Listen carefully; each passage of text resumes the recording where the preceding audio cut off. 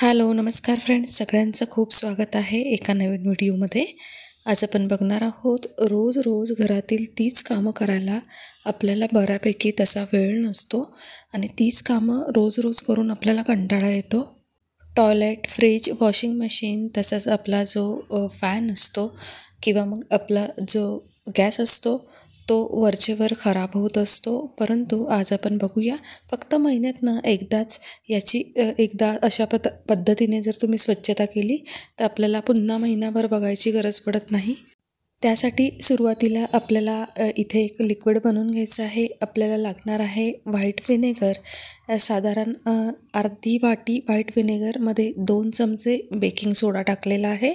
Baking सोडा जो आहे तो आपण नॉर्मली भज्यांना वापरतो तो सोडा मी इथे टाकलेला आहे. त्यानंतर अर्धा ग्लास पाणी या आपल्याला सोल्युशनमध्ये टाकायचं आहे. चांगलं मिक्स करून घ्यायचं आहे. सोडा इथे वितळला गेला पाहिजे.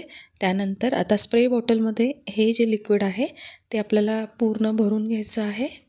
बेकिंग सोडा आणि व्हाईट व्हिनेगरचं हे मिश्रण जे आहे ते तयार झालं आहे आणि इतकं स्ट्रॉंग हे सोल्युशन असतं की त्यामुळे काही डाग जर आपल्या गोष्टींना पडलेले असतील तर ते पूर्णपणे इथे निघून जातात.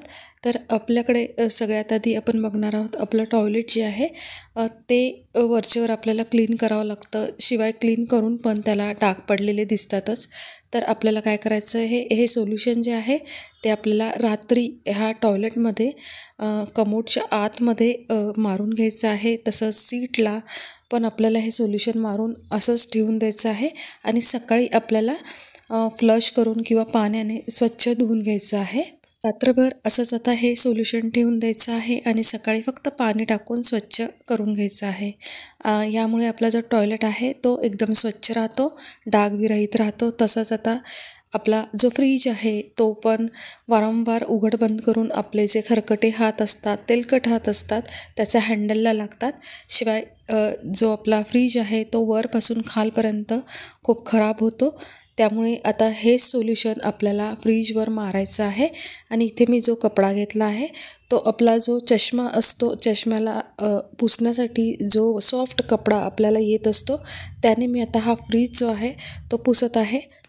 इतर कॉटनचे कपडे न वापरलेले बरे, कारण फ्रीजला चरे पडले तर ते चांगले दिसणार नाही. हा एकदम सॉफ्ट कपडा असतो आणि असे बरेचसे कपडे आपल्याकडे पडून असतात. तर हे कपडे जे आहेत ते आपण फ्रीज अशा पद्धतीने सोल्युशन मारल्यानंतर पुसण्यासाठी वापरू शकतो. तुम्ही इथे बघू शकताय फ्रीज एकदम हे स्वच्छ निघालेलं आहे. याच पद्धतीने आपल्याकडे वॉशिंग मशीन असते. शिवाय TV तसंच जो मिक्सर आहे तो पण आपण हे सोल्युशन मारून इथे पुसून घेऊ शकतो. त्यामुळे काय होतं, जो तेलकट डाग पडलेले असतील किंवा खरकटे त्याला लागलेलं असेल तर ते पूर्ण निघून जातं आणि फ्रीज एकदम स्वच्छ होतो. तसंच TV पण आपण ह्या लिक्विडने पुसू शकतो.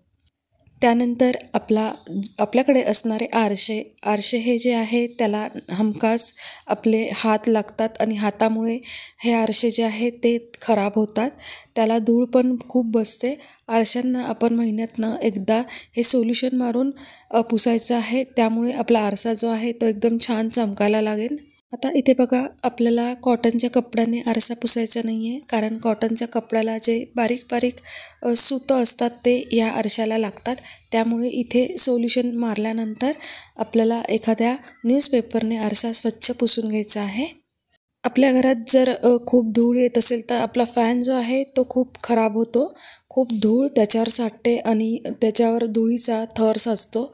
अशा वेळेस आपल्याला काय करायचं आहे, एखादा जुना टी-शर्ट किंवा मग आपल्याकडे जुन्या जी खोळ असते, आपले उशीची खोळ जी असते तिचा इथे वापर करायचा आहे. तिचा वापर करून आपण अशा पद्धतीने जो फॅन आहे तो पुसू शकतो. फॅनच्या पात्यांवर जी धूळ साचलेली आहे ती पुसण्यासाठी मी आता एक जुना टी-शर्ट घेतलेला आहे आणि तो टी-शर्ट जो आहे तो अशा पद्धतीने मी या पात्याच्या आत घालून फक्त सरळ हाताने पूर्ण फॅन पुसून घेतलेला आहे. त्यामुळे काय होतं की आपल्या जी धूळ आहे ती फॅनची जी धूळ आहे ती खाली जमिनीवर पडत नाही किंवा इतर ठिकाणी पडत नाही. एकदा की ही फॅनची धूळ इथे आपण अशा पद्धतीने पुसून घेतली की म्हणजे ती आपलं जे सोल्युशन आहे त्या सोल्युशनने आपण हा फॅन पुन्हा पुसू शकतो. महिनाभर हा फॅन एकदम छान अशा पद्धतीने स्वच्छ राहतो. पुन्हा याच्यावर खूप अशी धूळ बसत नाही. आता आपल्याकडे ज्या गॅस शेगड्या असतात त्या स्टीलच्या किंवा काचेच्या अशा पद्धतीने असतात. स्टीलच्या किंवा काचेच्या ज्या शेगड्या आहेत त्यांची जर धुवून चमक गेलेली असेल, फिके पडलेले असतील, तर आपल्याला इथे एक आयडिया करता येईल. सध्या हिवाळा सुरू आहे. विंटर सीझन किंवा हिवाळ्यात आपल्याकडे जे जेल असतं किंवा व्हॅसलीन असतं, ते व्हॅसलीन आपण ह्या शेगडीवर टाकू शकतो. अगदी 2-3 थेंब आपल्याला जेल लागणार आहे आणि कॉटनच्या कपड्याने हे जे जेल आहे ते पूर्ण शेगडीवर अशा पद्धतीने आपल्याला पसरवायचं आहे, म्हणजेच रब करायचं आहे. ज्यामुळे आपल्या शेगडीची गेलेली जी चमक आहे, जी शेगडी फिक्की पडली आहे, ती इथे पुन्हा छान चमकायला लागेल. तर महिन्यातनं एखाद दुसऱ्या वेळेस आपण अशा पद्धतीने व्हॅसलीन ह्या शेगडीला लावून व्यवस्थित ती रब करून कॉटनच्या कपड्याने रब करून ती पुन्हा चमकवू शकतो आणि छान ती चमकते सुद्धा. तर ही आयडिया आपण नक्की एकदा ट्राय करून बघा. तर आजच्या व्हिडिओमध्ये दाखवलेले महिन्यातनं फक्त एकदा आपल्याला हे कामं करायची आहे, ज्यामुळे आपला वेळ पण वाचेल आणि आपल्या घरातील ज्या काही वस्तू आहेत ज्या वारंवार खराब होतात त्या देखील स्वच्छ होतील आणि महिनाभर आपल्याला पुन्हा त्याच्याकडे बघायची गरज पडणार नाही. तर इथे मी आशा करते हा व्हिडिओ तुम्हाला नक्की आवडला असेल. व्हिडिओ जर आवडला असेल, उपयुक्त ठरला असेल, तर नक्की व्हिडिओला तुम्ही शेअर करू शकता आणि तसंच व्हिडिओला लाईक देखील करू शकतात. तर इथे मी थांबणार आहे. अजून चॅनल तुम्ही सबस्क्राईब केलं नसेल तर प्लीज चॅनलला नक्की सबस्क्राईब करा. माझे व्हिडिओ इथून पुढेही असेच या चॅनलवर येत राहणार आहे. आता मी इथे थांबते. आपण पुन्हा भेटणार आहोत एका नवीन उपयुक्त व्हिडिओमध्ये. तोपर्यंत फ्रेंड्स, नमस्कार.